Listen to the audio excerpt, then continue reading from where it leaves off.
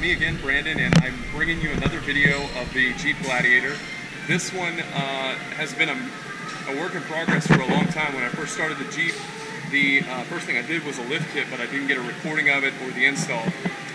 There was a ton of Mopar lifts, how-tos, and builds online already, but I wanted to talk to some unique things that you might see on the Mopar lift that have been added, that are required, that Jeep doesn't provide you. And there's some things that you should do and shouldn't do, and I'm going to cover those topics right now. Alright, we're going to start in the rear of the truck. The first thing I see a lot of people do that is not necessary is either put a track bar mount in the rear here, and they'll set it so that it's up higher. Doing that will add leverage to all of these brackets, and when you add leverage to a bracket, you'll tend to start peeling it away from the axle over time. It'll flex, so it'll cause stress on these brackets. I don't recommend putting brackets on something that's already got this much leverage off of your axle. That is a no-no. What people will do is replace their track bar if they want that center axle to center up just a little bit better. I would recommend just beefing up this track bar with the Mopar kit. Absolutely not the actual suspension itself. It's the spring and the shock. The spring gives you the movement of the axle up and down, but if you didn't have a shock on there, your axle would just start bouncing uncontrollably. This will give you plenty of bounce and soak up a lot of bumps, but what your shock does is it provides the control. Your shock is your control dampener. And so Fox provides you with a 2.5-inch body, not just a 2-inch body, which is normal. This is a much wider. It's not 2.5 inches of lift, what most people think. It's 2 inches of wide body shock absorber from Fox Racing. These shocks are incredibly well dampened. They have a lot of control. If they get to moving too much, they'll firm up automatically. So they'll give you that nice soft ride on the road, but when they start getting worked, they'll firm up due to the valving. So the shocks are well made for the Mopar lift. That's what really you're paying for when you spend that, $1,500 on a Mopar lift. You're really getting quality shocks and a really nice heavy-duty spring. These springs are thicker than the Rubicon and the Sport springs. They have a much thicker diameter material. So I found that they are rated at a lot higher capacity.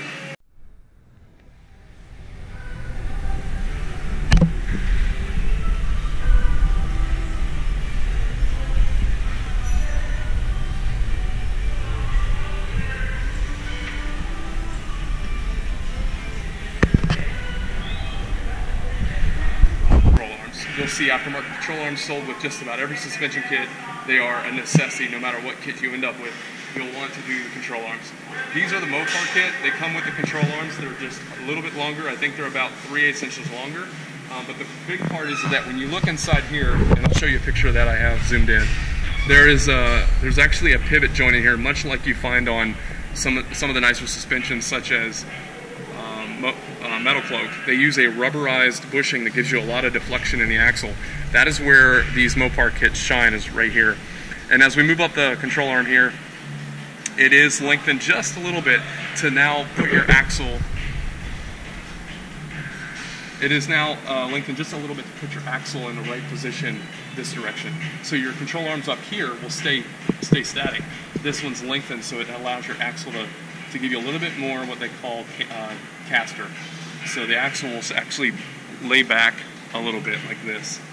And that caster gives you the right setup to get your springs straightened. It'll keep your spring buckets straight, and it'll also, that extra little caster will allow your steering wheel to pop back to the center. If you do not have control arms with a lift kit, the kit is not complete. One suspension that is included in the Mopar kit is your front 2.5-inch body shocks. Again, these larger absorbers and control shocks are a great piece. They soak up the front bumps really well. They ride really great. They're worth the money, and they're worth that extra cost to the Mopar kit. You also get a really good spring rate. You get redesigned cups right here for the bucket of the spring. This will then center your spring. You can see there's just a little bit of bow, but what they've done is these mounts are just inside the top bucket, and they do that on both sides, so you should have just a slight bow when you're looking at it fore to aft. If you're sitting on the side and it's bowing fore to aft, that's the wrong direction. You should have a little bit of a bow pointing towards the engine and towards the axle. It shouldn't be pointing towards the axle and towards the front of the Jeep like that, like a banana. It should actually be like this. So that is a good telltale sign you don't have good control arms, or the control arms aren't set up properly if your spring's bowing at all. Control arms are your number one problem when you have bad spring bow. The second one is you don't have the right cup that the spring sits in here at this location. Something the track that's not included in the Mopar kit is the track bar. It is located here. It's adjustable. You can see it also has a nice Heim joint, which allows a lot of pivoting movement and moments here. And then it is much beefier. This unit weighs 10 pounds more than the stock. It's much thicker. It's also a DOM heavy duty thickness tubing bent around the axle. And then it comes up and is located here with a greasable joint. This unit is absolutely a must. This is the one thing you have to add to a Mopar kit that everybody talks about. This is the track bar. This isn't the crossover linkage or your steering linkage that goes down and moves your wheel and tire. This is the one that keeps your axle from going left or right. And this piece has got to be beefy for these large 37-inch tires. You want to have a much beefier, stronger piece here, or your truck front end will flex, move around. You'll get a lot of movement in here, and that causes death wobble.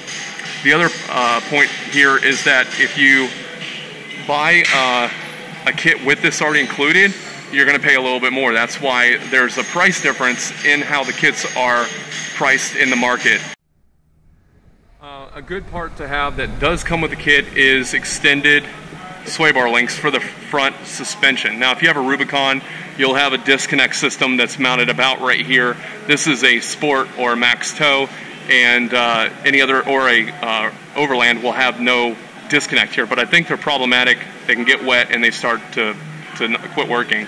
So I went to a manual disconnect, and I have a stock sway bar. And what I have here is JKS's quicker disconnects. And what you'll see is I have a pin, and you just pull this pin. Well, the truck's in the air, so the tires are drooping. If the suspension's compressed, there's no pressure on these, so it's hard to pull this pin. But when the suspension's down, you'll pull this pin, keep these greased up. These things will outlast the Jeep. I've had 3 sets of these JKS quicker disconnects.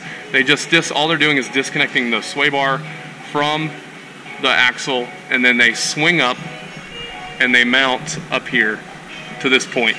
And what that allows you to do is get this up out of the way, and then it's not falling down while you're off-road. Your axle then can take and have its full camber, which is why you see Jeeps with the one tire all the way up in the air.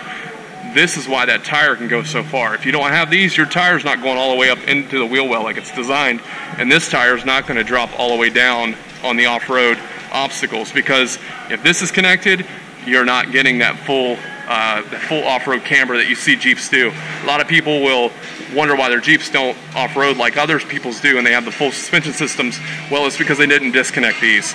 So that's kind of for me, a must-have on the Mopar suspension kit. They don't include these. It's a couple of $100 from JKS, and they're a really high-quality piece to add to your kit. And the box shock has been great. It hasn't leaked. I've had very good dampening with this. The truck rides great.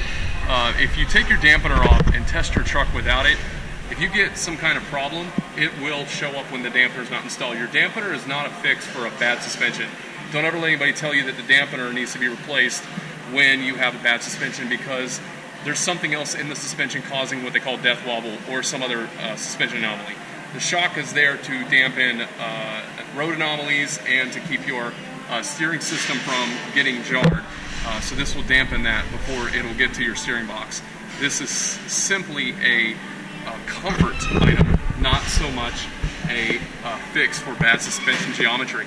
The long term of the Fox shock has been very, very good. You can see some of it's only been about a year. The wrapping is starting to peel off a little bit. I get a little bit of rust here. I do live in a beach area, so it is going to rust some of these bolts that aren't stainless. The Fox is so large that it actually had to be brought up a little bit off of the Synergy mount. This is relocated from down over here, where it's actually bolted here and bolted here. So it'll sit lower, but what the problem with that is the stock Jeep will damage your shock off-road. What Synergy and Fox have done this is a Fox unit 4 that will mount down here, but Synergy has given us this mount and this bolt. And what that allows you to do is bring it up over the suspension, and then your Jeep doesn't have that problem with the shock hitting off rocks and stuff. So long term, if you want your Jeep to last longer, relocate it with a Synergy bracket. This is for the stock Jeep Rubicons and JTs. These are a much larger diameter crossover link that will tie the tie rod that brings your two tires together. These are much larger diameter than a Wrangler, so you have to either upgrade to this or use this for Synergy's part number. Alright guys, that is all I have for the Mopar lift at the moment. I apologize for the wind noise and the sounds of the microphone on this video. We got new equipment. We're using GoPros now, and the microphone and some of the equipment was windy and making noise. And the goal here is to get you better quality video. So we're working some bugs out. We've got some new software and trying to take Tool Talk to the next level. I hope you liked the video. Please click like and subscribe, and check back in with you in about a week. Thanks.